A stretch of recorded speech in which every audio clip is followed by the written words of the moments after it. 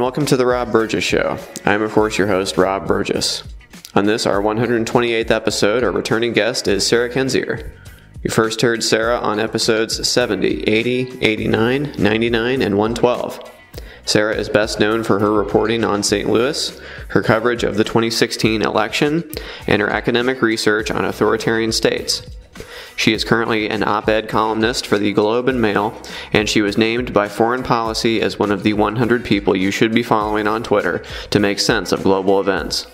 Her reporting has been featured in many publications including Politico, Slate, The Atlantic, Fast Company, The Chicago Tribune, Teen Vogue, and The New York Times. Her new book, The View from Flyover Country, Dispatches from the Forgotten America, was published April 17th and is now a New York Times-bestseller. You can listen to her podcast, which she co-hosts with Andrea Chalupa, Gaslit Nation. And now on to the show. Thanks for coming back. I really appreciate it. Oh, yeah, no problem. Cool, yeah, and congratulations on your podcast. I have been listening, but I listened a little bit at first, and then the midterms came up, and I got so nervous I couldn't listen, and then I had to wait to see how it turned out, and now I've been going back with the knowledge that, you know, it turned out the way it turned out, and I'm able to listen to it now, so... Yeah, well, they're probably the most upbeat episodes, especially my co-host, Andrea, who's in New York, which, you know, went all blue. I had a different perspective in Missouri, but you know, it's a good balance. Oh, yeah. I was going to actually just say that because you guys, especially on those two that were afterwards, she, with good reason, she's very upbeat and chipper about it. And like you, I live in a red state, very red state now. Super majorities in both houses of, you know, the state house and trifecta, and 7 to 9 congressional districts are Republican in Indiana. And Joe Donnelly lost to Mike Braun, and, you know, it was not good for, you know. Very similar, I think, too. And I mean, at least here, I don't feel like it represents what I see kind of on the ground. And it actually didn't even show up as representative in the election itself, because all these progressive ballot initiatives passed, yet they voted for Republicans that would overturn them. So there's a bit of a discrepancy and some confusing factors in our election, but yeah, it's definitely frustrating, and when that's your day-to-day life, you know, it shapes your life, your children's life, your family's life. It's a different experience than kind of just crunching numbers, which is, I think, how a lot of people handle these elections. But yeah, and, you know, we just saw that voter suppression pays off, apparently, you know, just basically warping the vote at every chance. In Indiana, we had almost 500,000 people kicked off the voter rolls because they didn't respond to a postcard that was sent in the mail, and then you were just off if you didn't, you know what I mean? So that's, whoop, those people are gone, and obviously those people aren't going to vote Republican because they have fixed addresses and, you know what I mean, all the rest, but yeah.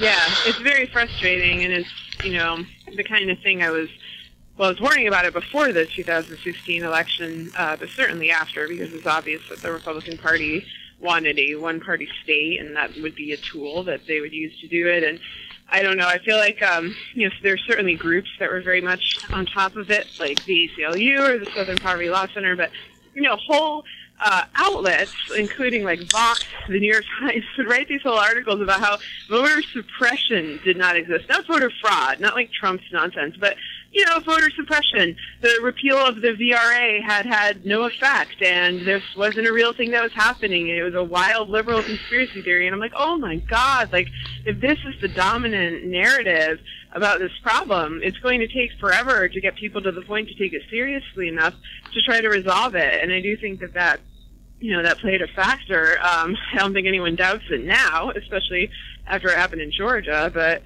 you know, it's the kind of thing you need to handle early and not, you know, in retrospect. So. Yeah. Did the UN send election watchers to Georgia and Florida? Because they should have. That was some third world stuff that was happening there. Yeah, I actually don't know, and I'm curious whether the OSCE sent people, because, you know, they often do that anyway, even if it's not viewed as a particularly dangerous election. But I would have appreciated that. I would have welcomed that. You know, it's certainly different than, I remember in 2016, Russia tried to send unilateral monitors, you know, not part of any kind of international body, but just regular old Russians to kind of take a look at the equipment and see what's going on. And, and they were shot down by, I think, Louisiana and Texas and some other states. But that was one of those moments where I was like, a lot of things were adding up about Russia's role in the Trump campaign, and I was like, oh, come on. Like, is anyone going to look into this? And, no. Mm-hmm. Yeah, yet another thing. It's a theme. Yeah, but there was a voting machine in northern Indiana here where the person, they took a video of it, they touched the Democrat 4 times and it switched it to the Republican every time, and on the 5th time it finally did it right, and they were tapping in exactly the same place. Oh. Yeah. I hadn't heard about that. I heard about that in Texas. Beto O'Rourke and Ted Cruz, the exact same thing. Yeah. Well, I'll send you. I'll send you the link. It was the British newspaper, The Independent, published it, and I believe it was also on Reddit. But it was somebody that was just a congressional district. It was Toby Beck and Jim Baird, and I believe it was the 4th district of Indiana congressional district. But look it up anyway. That's very disturbing. And they say that the machines are never connected to the internet. They say this and that, but I didn't get a paper receipt when I voted on one of these machines. When I voted this time, not even a receipt that you take to somewhere else and have it count. It was just like push the button to vote, and it's like, okay, does anything going to happen? No, apparently not. Just Missouri, I was left. I had to ask a poll worker, like, is this definitely done? Because I didn't get the sense that it had happened. They're like, oh yeah, everything's fine. And I'm like, okay, but I wonder. And on Gaslit Nation, we interviewed a computer scientist at MIT who specializes in election equipment and election integrity, who says that we've basically been in trouble in this area since 2000, and she's been sort of shouting into the void that we need to change things. This is Barbara Simons, and so anyone who's interested in that, it's the 4th episode of our show. We did a long interview with her about all the things that need to change, and she kind of felt like the technological changes that needed to be made couldn't be made in time for 2018 anyway, but could for 2020. So assuming there's a chance in hell of that happening, we should probably get on it. But. Mm-hmm. Yeah, for sure.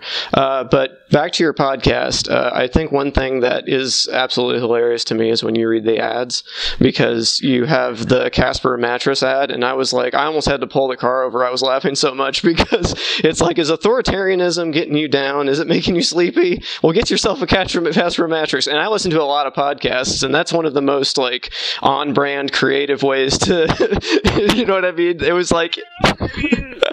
the audience is like authoritarianism. And you know what? I am both of those things. I'm very tired, and I don't like authoritarianism. It's 2 things about me. Honestly, if you're going to send a new mattress my way, which they have not yet, I will happily take it. That was a from-the-heart endorsement. But yeah, it's, here in Indiana, I know there's voter suppression, but there is a strong contingent, and we can't say it's all, voter suppression and perversion. And there is a large contingent of people that we live among who apparently just think the last 2 years have just been A-okay. And even though Trump's name wasn't on the ballot, he told them to vote like it was.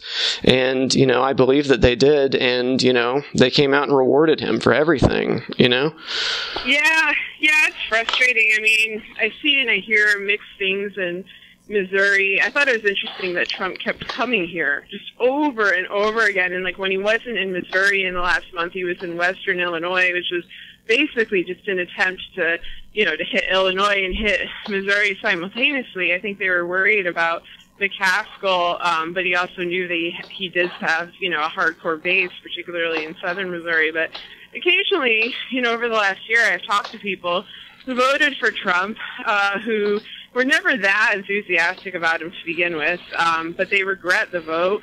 They, don't like the Democrats either. They're often, very much against them as well. But, they feel like, he's a nut job. That's the main thing I hear. It's not only about a policy position. It's like, he's crazy. He's a sociopath. He's on Twitter night and day. He's an embarrassment. Occasionally there's some acknowledgement of what he's doing with our military, the disrespect of the troops. But these conversations only happen when people don't know that I'm a journalist, when it's just some sort of random situation where I happen to be, chatting with strangers. As soon as they find out what I do for a living, it's like, forget it. Like, no one wants to talk about this with me at all, because they feel like they're going to be misrepresented by me, that there's going to be their names in a paper, and then, you know, somehow Hillary Clinton will be installed in the White House as some, you know, result of a perception that there's now a mandate against Trump. Like, there's a lot of weird kind of, I don't know, people keeping sentiment to themselves both ways, both the Trump extremists and also, like, the Trump skeptics. So I don't really know what the hell folks are thinking and what they really want out of things. That's why I sometimes think the ballot amendments are more interesting to look at, because it's issue by issue, so you do get a sense of consensus, whereas if it's about a personality, like a cult grows around it, and you either are reacting to that or embracing it, and it's kind of hard to make sense of like a shared reality. Well, and then look at like Michigan that just legalized recreational marijuana when they've also voted for Trump, who installed Jeff Sessions. Goodbye, Jeff Sessions. Bye, Jeff Sessions. Don't let the door hit you on the way out. We voted for this election. We voted for campaign finance reform, raising the minimum wage, medical marijuana, and protection of labor unions. And then voted for Josh Hawley, you know, an extreme right-winger backed by the NRA and Trump, as the senator. Like, it makes just no sense. Like, he will strike down all of those things. So it's, you know, I also wonder about propaganda. I wonder what people are hearing, because the ads made it sound like, you know, Claire McCaskill was, like, heading some sort of bomb-throwing radical leftist funded Antifa revolution, and you're just kind of like, yeah, okay, Claire McCaskill. But I mean, people are, you know, some people I think really believed this, and they really thought, you know, Hawley's like this good guy, and he's here to protect your health care, and he's here to, you know, all these things that he's going to do the opposite of. And so, I don't know. I mean, if you get all your news from Fox and Rush Limbaugh, like, you are going to just hear a totally alternate reality. Right. That maybe sounds very appealing, and I think that, especially for older voters, that may be the source of some of these problems.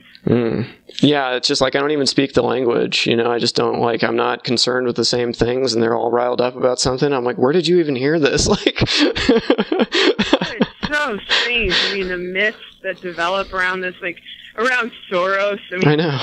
That's been bizarre. Like, this is a person, you know, I studied Eastern Europe and the Soviet Union, the former Soviet Union, my whole life. And so Soros's name was always out there because he often sponsored, you know, grants and programs and, you know, cultural exchange things. And it was like, I just thought of him as like kind of a, you know, philanthropist loosely associated with Eastern European human rights issues and academics. Like, not exactly like the kind of guy that attracts international attention, much less becomes some sort of like poster boy of like, you know, demonic activity for the Fox News crowd. And so it is so weird to see like what's happened over the last decade with him of all people.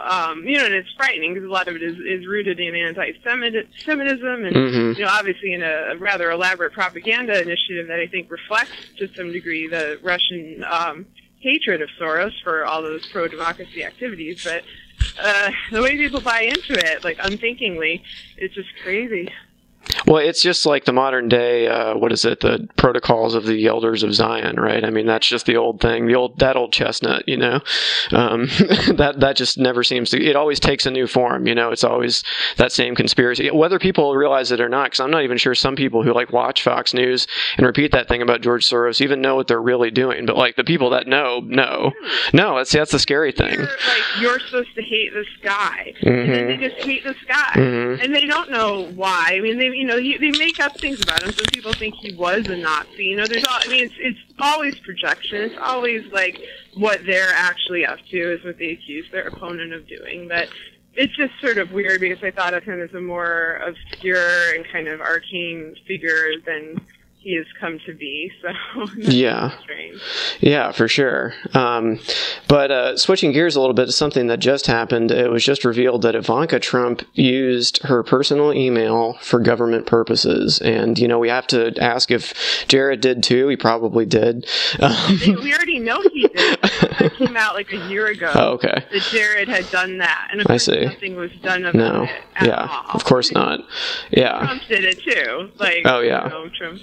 Senior. Mike Pence did it in Indiana when he was governor, so, it never ends. No, it's the whole goddamn crowd. I mean, even now we hear in retrospect Comey did it too, but yeah, I mean, I saw that tonight, and I just feel like I know the cycle of the story. It's going to be this sort of a couple days of outrage tinged by irony, and then people will just get back to, whatever asinine story they're chasing about Nancy Pelosi, or I don't know. I mean, the issue of our security, like our national security and our privacy, I don't think people are taking seriously, because Kushner has been such a tremendous threat in that regard, and I'm such a broken record on him, but, he's basically been selling state secrets and certainly trading access to the White House with unbelievably shady and horrible characters in order to pay off his own debt, for 66th Avenue,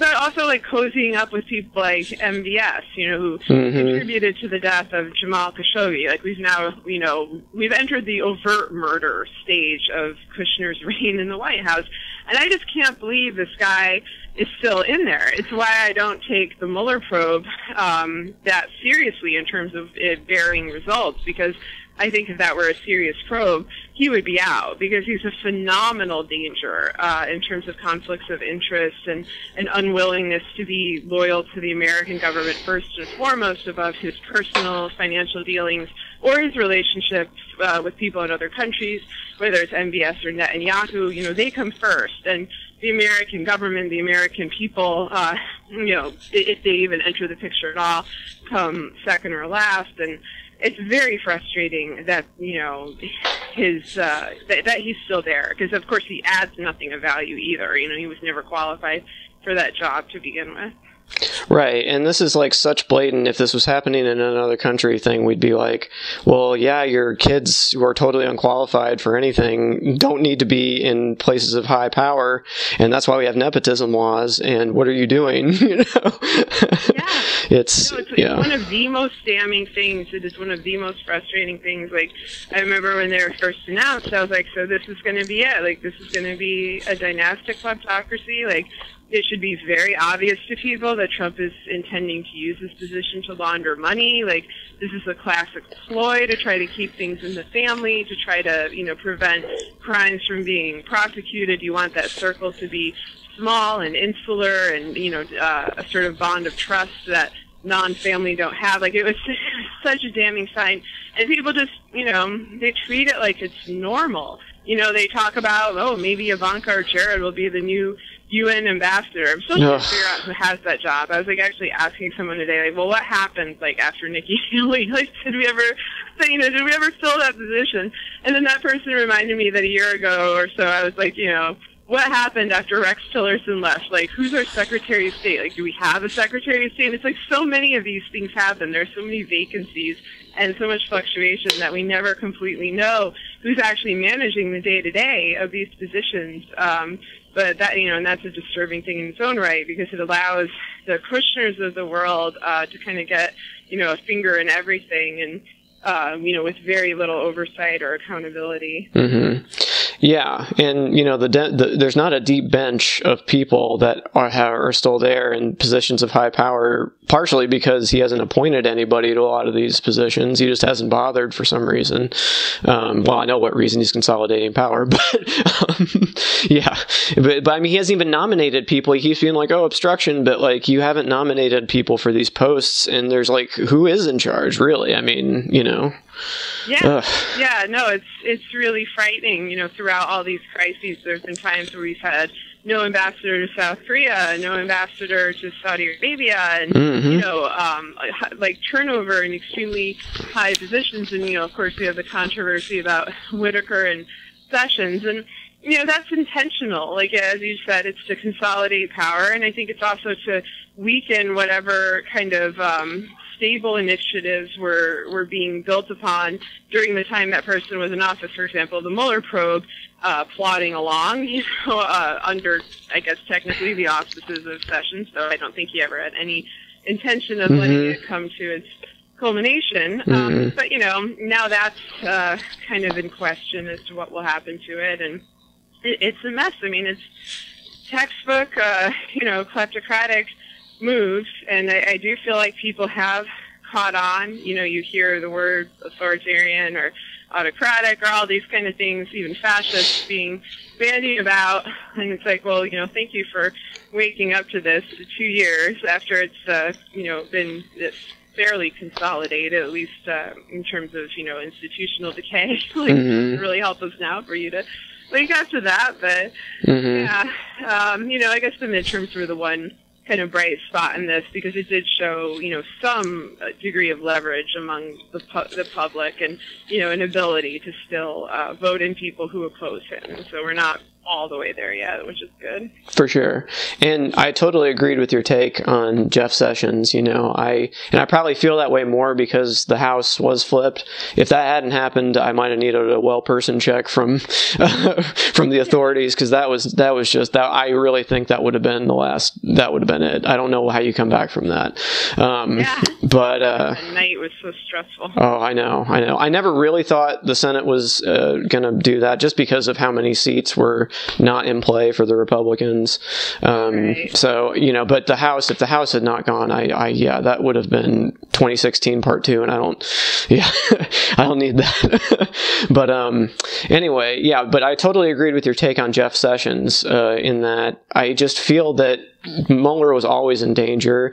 Jeff Sessions had every reason to never let those findings become public, because he's probably definitely implicated in it. That's why he had to recuse himself in the first place. 2 months is a long time, and this is what I wanted to get to you with here, because 8 weeks, this guy can do so much damage between now and when the Democratic House takes effect, because it's not their Congress yet, really. You're right, and I hope that the Democrats are aware of this. I think many of them are, and they're preparing. Certainly those on the House Intel Committee are preparing, and I think people like Pelosi are preparing, although, of course, there's this group attempting to get rid of her, and, this is not a good idea or a time to do that, because, Trump and his, coterie of assholes and, crime thrill see, I don't even know what to call them, like his little goon squad, basically, that surrounds him at all times. They're going to pull out every trick they have. They're going to do absolutely everything possible to use these 8 weeks to their advantage, to consolidate power, to diminish the power of Democrats who've won. I think it's going to be very chaotic. We saw this immediately, of course, after the midterms and after the Democrats won the House. The Sessions departure, of firing or voluntary forced firing, I don't know how to phrase it, began sending things into chaos. And so, it is very frustrating. I think that there's some good, energy on the Democrat side. I think there's some momentum and kind of a return of confidence, which maybe will prompt them to, be more aggressive. Like, I've certainly seen this in the reaction to voter suppression. People like Stacey Abrams is standing up and being like, no, we're not going to take this anymore. And it isn't just about me. And it isn't just about Georgia. It's about our entire system and its integrity. That's the kind of attitude we need, broadly speaking, about everything that the Republicans are doing, and with the Mueller probe as well, because I think it's going to get very ugly. And just kind of watching this stuff play out in the past, they have a tendency to use the holidays to their advantage, to do a lot of really shady shit, like under the wire. If you look at 2016, the amount of stuff that happened between Thanksgiving and Christmas is absolutely deranged. It's things that are being investigated by the Mueller probe now. It was also around this time a year ago that you saw a lot of Republicans begin to abruptly flip to the Trump camp. Lindsey Graham went from somebody who had instigated the Russia collusion investigation to somebody who was cheering Trump on from the sidelines and proclaiming his innocence. And so I think they take advantage of the fact that the press often, people go on vacation, they spend time with their families, that's all understandable, but they know that, and so they do a lot of dirty stuff, and I think this year is going to be much more of the same. Right. So you touched on it a little bit, but there has been an effort to get new leadership in the Democratic Party right now in the House. I believe Chuck Schumer's already been confirmed, right? He's already still back in. Yeah, see, that's where I would actually like new leadership, but of course it's not the one. But you think that Nancy Pelosi has done a good job? I think she's a skilled bureaucrat who understands the system, who's very tough, who knows what policies can pass. I actually liked the dynamic between her and Alexandria Ocasio-Cortez. Like, I feel like that was a incident that was so misrepresented and misunderstood.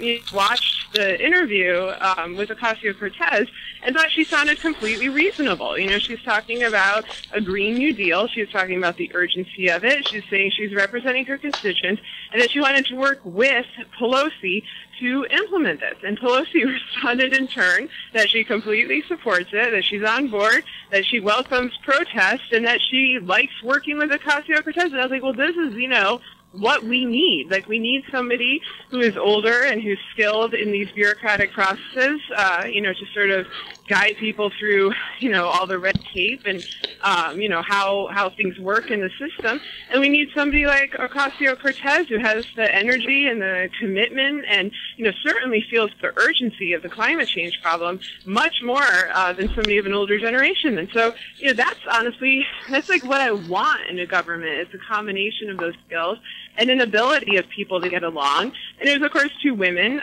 who were getting along, and it was portrayed like a cat fight. And I was just so frustrated. And, my mentions were a nightmare because I refused to take any sides. I was actually like, they're both good, and it's good that they're working together. And honestly, the real thing, we need to worry about is climate change. Like, that's the actual problem here, not the dynamic between the two of them. Mm-hmm. People are so committed to having there be this, breakdown from within, and it's very frustrating because I think, whatever differences there are between Democrats are so small compared to the differences between, anyone who's liberal or left or Democrat or whatever you want to call it versus the Trump administration, which really is a tyranny of the minority, an exceptionally dangerous group of people. And so you need to unite on the big things, climate change, corruption, the treatment of migrants, voter suppression. Those are all issues that I think most Americans should be able to agree on, and certainly most people who describe themselves as on the left or progressive or whatnot do agree on. So it seems like a whole lot of nothing to me, like a lot of media hype that's being unfairly put on the shoulders of women who are actually trying to do their job. So, yeah, that's been frustrating to watch that play out. Mm-hmm. Yeah, definitely. But what about Chuck Schumer, though? What has he done that you think he should be? I think he's sleazy. I mean, every week there's a thing with him. Like this last week it was his daughter working at Facebook and Schumer's own defense of Facebook. And I also feel like Schumer, he often bows down to Trump a little bit. Like his favorite Democrats are people who, really stand up to him, both with their votes and in their rhetoric. And he takes every opportunity he can to be like, oh, we're willing to work with you on this infrastructure project or this or that, but, please stop just, orphaning all those little kids for us. Like, please. I mean, it's awful. Like, he's so docile and he's so fearful that it's made me wonder if Trump, being the guy who's been invested in New York politics for his entire life, whether he has dirt on Schumer. I mean, very likely because he has dirt on, like, everyone else, and Schumer doesn't exactly seem like a saint. And so I just wonder, is this guy really the most effective person that we can come up with in this position? And, that doesn't mean, like, completely castigate him or, focus all our attention on bashing Schumer. It means we need somebody who is, strong morally and uncompromising when it comes to battling this administration. And I definitely think Pelosi is that, and so are many other Democrats. Like, I can think of, Schumer is really kind of an exception in how much he kind of prostrates himself to this administration, but that's not who you want in a position of unique power. Mm-hmm.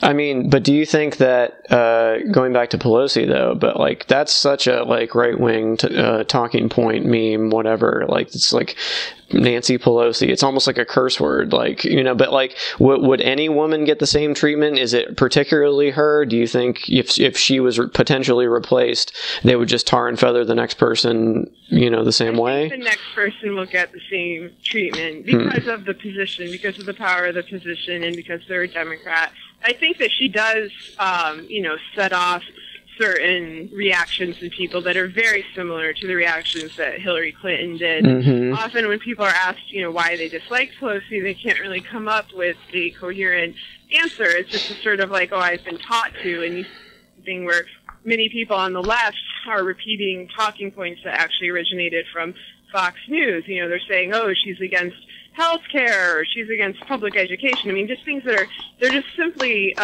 not true. And, and you see sexism in the treatment of, everybody, all women in Congress, against Kirsten Gillibrand, who is constantly blamed for what Al Franken actually did, against Ocasio-Cortez for just having a decent-looking jacket and wanting to not, sleep on the street. I mean, it's ridiculous. And I think that it's going to happen to everyone, regardless who they are. And I don't know. I mean, the same thing happens in journalism, and, I've just gone with the attitude of, well, screw you. I have to do my job.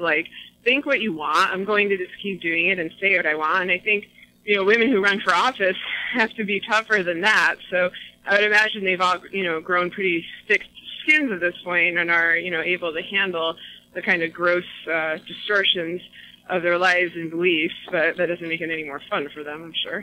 Yeah, it's really Republicans telling on themselves when they get so hung up on what's she wearing, how much is in her bank account. It's like, why are you picking on this one person? What is it like? It says so much about you that this bothers you so much. And I wrote a column about this but when they had those attacks on Fox News, I say attacks with air quotes because it was just the most reasonable, sensible policies you could expect from a politician on the left, and they were like, "This is your Democratic Party," and it was all like Medicare for all, treating elderly people okay. It was just the most common sense things, and it was like, is this is this bad? Are you trying to say we shouldn't want these things? It's really remarkable because that's the kind of thing that they used to, try to frame in some sort of, more covert way. It was back when the Republicans were still pretending to be the party of good Christians, who looked upon their fellow brother and cared for him and encouraged him to pull himself up by his bootstraps and all that. And now it's not really about that at all. Even in pretense, it's just overtly we want to hurt these other people from us. That's basically the entire party platform. And so when something really sensible comes along, we should be able to go to the hospital and not owe tens of thousands of dollars. We should be able to have babies without going bankrupt. Old people shouldn't be suffering, and we shouldn't have our planet destroyed within a couple of decades' time. Those are things that most people would find to be reasonable propositions, and they're extreme to the Republicans because they show, baseline concern for the fate of humanity. And the Republicans have transformed into this openly apocalyptic cult. And I do not think that they were always this way. I mean, they've been moving steadily in that direction in my lifetime, and there are always elements of that. But now it's really the dominant theme of the party, which is, I think, why you see so many people leaving it and so many people quitting, because you can't go anywhere as a society when you're operating under that kind of rubric. You can't build anything, you can't help anybody, you can't create anything, and you can't envision a future. And so hopefully the Democrats, will continue to try to, put forth a vision, of the future that isn't just about combating Republicans, but building something decent for all of us as a society. And, they do try to do that, but it is hard, I think, with Trump dominating media coverage in the way he does, and also, putting forth all these extreme policies that they have no choice but to react to. Well, yeah, I was actually thinking about that the other day. I was like, I can't really describe what the overarching worldview of Trumpism or whatever. It's not it's just resentment. It's just whatever makes liberals sad, and whatever undoes something that a woman or Obama or whoever did. And it's just there's no positive worldview of what they want it to be, other than just I want to make the people I don't feel as bad as I feel. You know what I mean? That's all. That's the unifying theory to people, and it's just really, that's all you got? Nothing?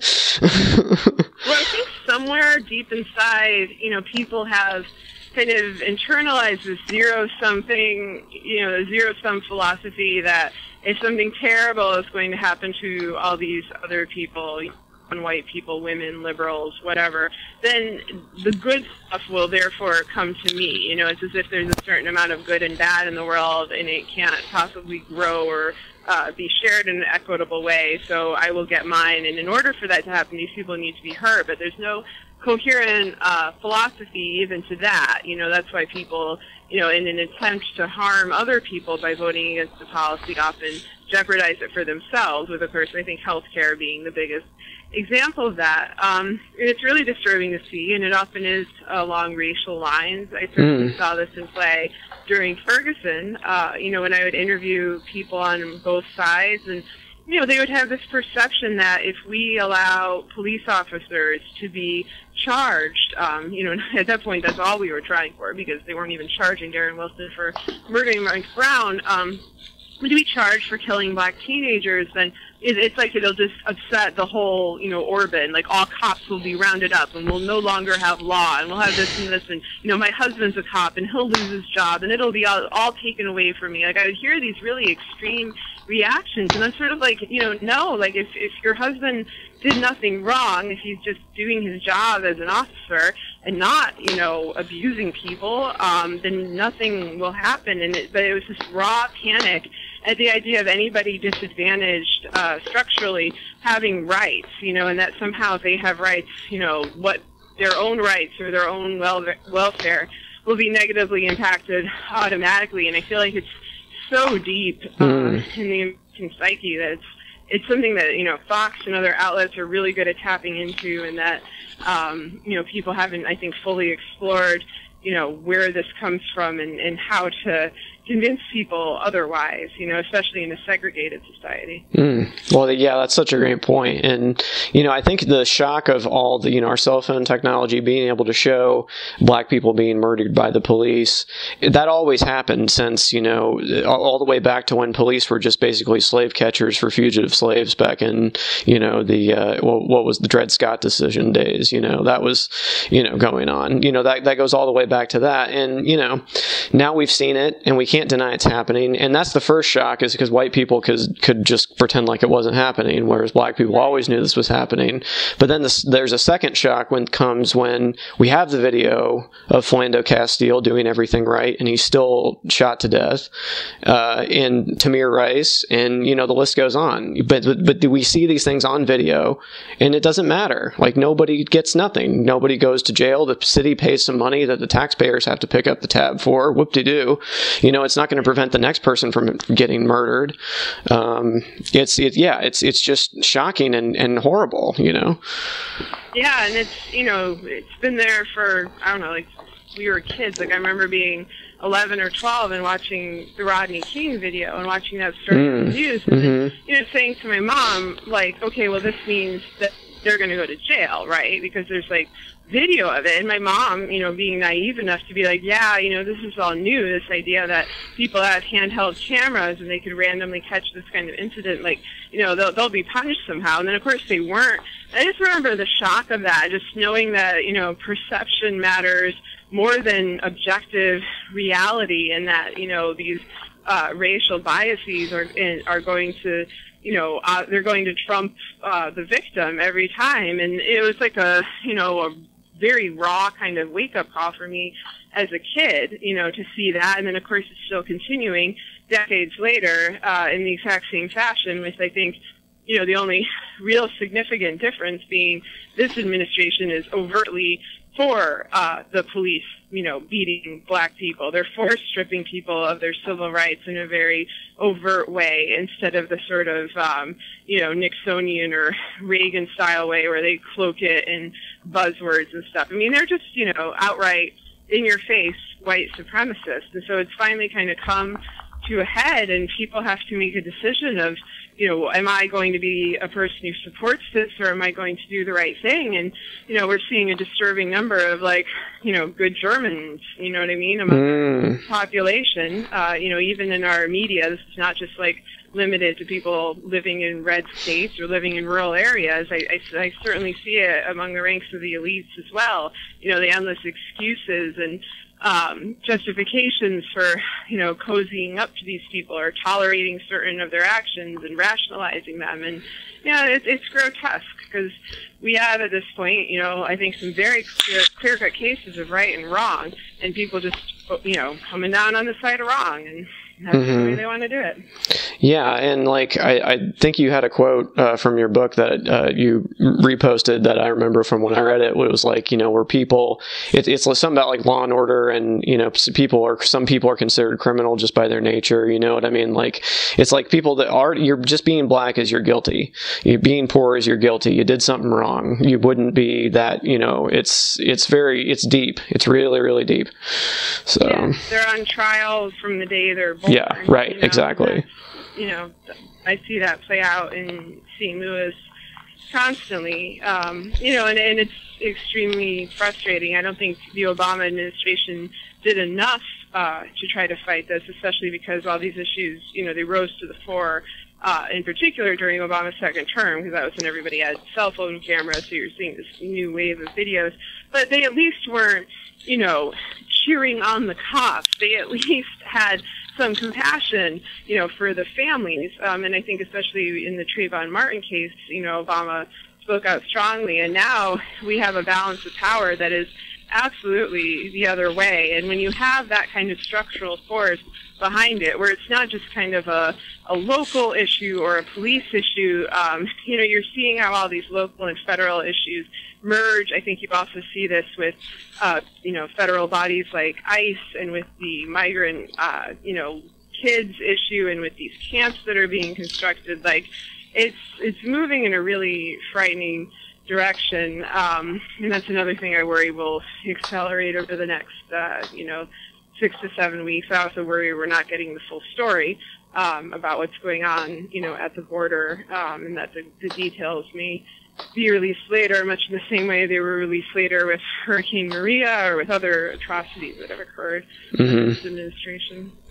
Yeah, and that's really the whole thing with Trump. When he visited California, it's he was making specifically sure to disrespect the people there, while he was there, and blame it on them, and be very dismissive, and because they didn't vote for him, he's not going to care, and blah blah blah. But when Texas gets, hit with stuff, it's send the troops immediately, FEMA, go. But it's he's telling people to rake the forests or whatever in California, and he's calling Paradise California Pleasure California, and he just doesn't care. He's not even trying to hide it. It's contempt. I mean, I think some of it is, Trump has this very, very strong fear of death, and you see in all these old interviews with him where he believes that the planet is nearing its end. He, in the 80s and 90s, he talked a lot about nuclear annihilation, which he saw as an inevitability. And I think his philosophy was, well, if it's going to happen, it's going to happen because I do it. I'm going to control it. I'm so afraid of this that I need to control it.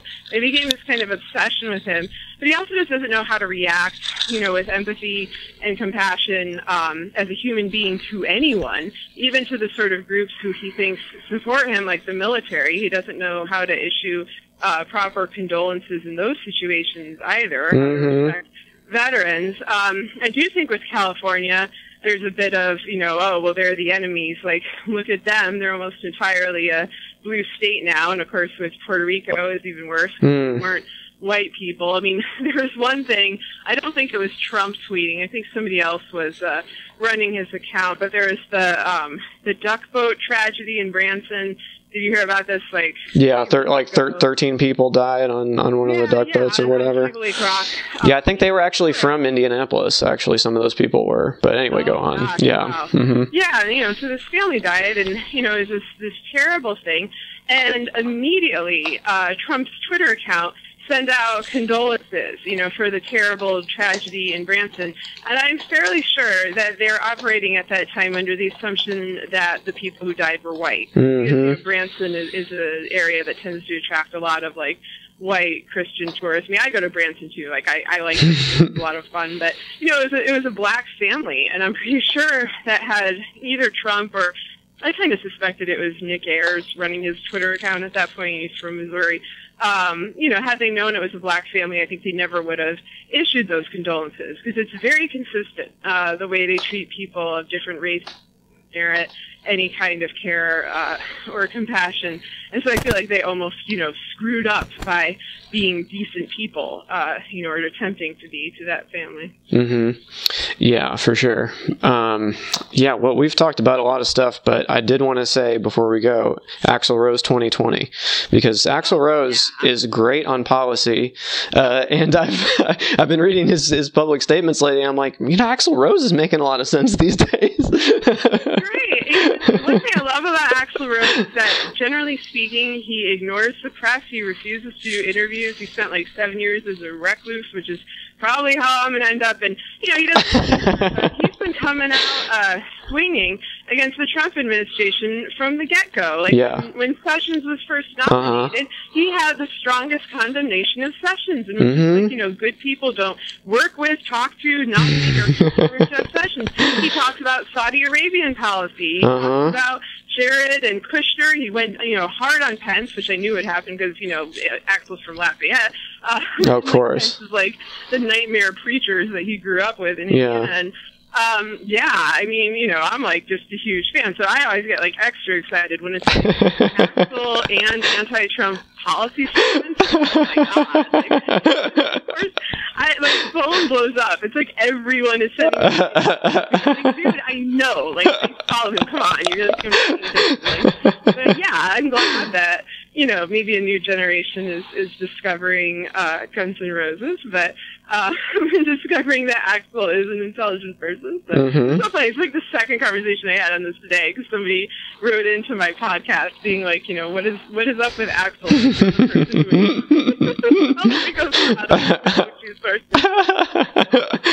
Oh, for sure. So what are you doing for Thanksgiving?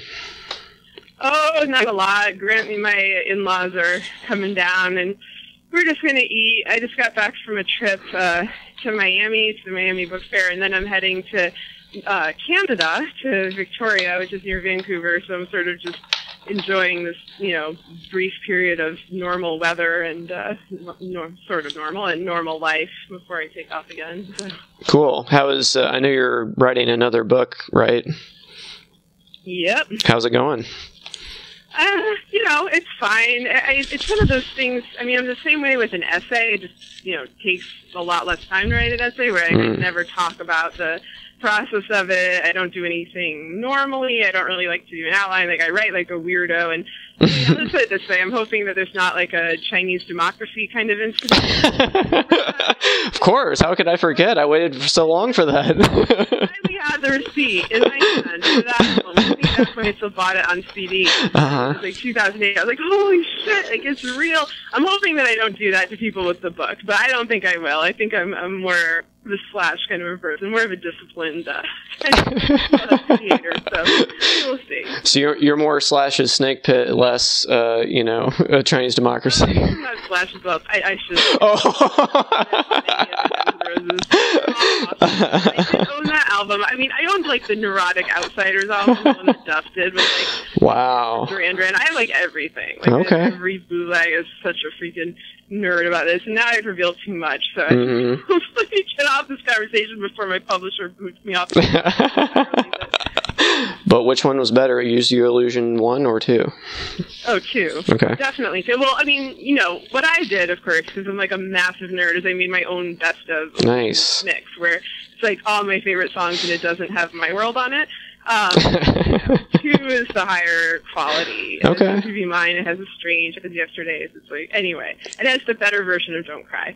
Okay, I need to. Which one was Civil War on? Civil War is on 2. Oh, I thought that was on 1. Oh, okay. No, that was on 2, and there's all these people are like, oh my god, Axl's like so smart about politics. He knows that stuff. I'm like, do you not know Civil War? Like, that was an epic anti-war song. Yeah. Our hands are tied. The billion shits from side to side. It's like, it's all there, man. Like, Axl called it. So, yeah. I feel like I need to have a whole separate podcast where I just make you talk about Guns N' Roses against your will. I was completely no one to talk to about it. Like, my husband thinks it's nuts, my friends think it's nuts. Like, when there is one member of Guns N' Roses who I've actually communicated with, and it was like the happiest, most exciting day because he had bought my book, and I was like, holy shit. But I can't like, go on to him like, oh my God, I love you. You're so great. It's weird, So you need to talk about it to somebody. Wait, was it Buckethead? Man, I'm too old for this. Was it Buckethead that you communicated with? It was not Buckethead. I would totally have a conversation with Buckethead.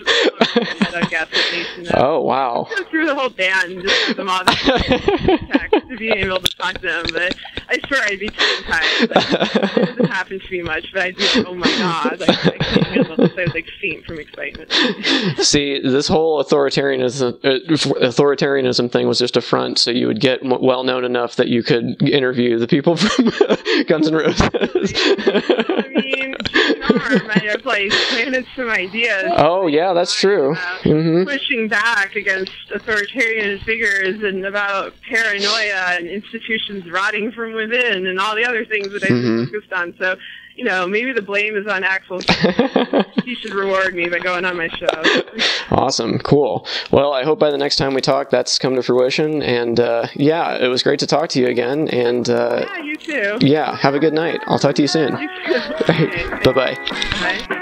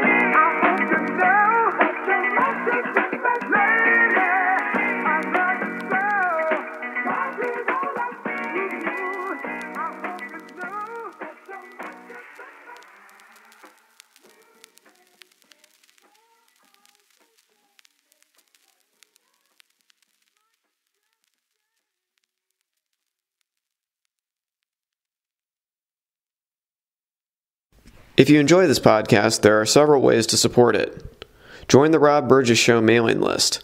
Go to tinyletter.com/The Rob Burgess Show and type in your email address. Then respond to the automatic message. I have a Patreon account which can be found at patreon.com/Rob Burgess Show Patreon. I hope you'll consider supporting in any amount. Also, please make sure to comment, follow, like, subscribe, share, rate, and review everywhere the podcast is available, including iTunes, YouTube, SoundCloud, Stitcher, Google Play Music, Facebook, Twitter, Internet Archive, TuneIn, and RSS. The official website for the podcast is www.therobburgessshow.com. You can find out more about me by visiting my website, www.thisburgess.com. And if you have something to say, record a voice memo on your smartphone and send it to therobburgessshow@gmail.com. Include voice memo in the subject line of the email. Until next time.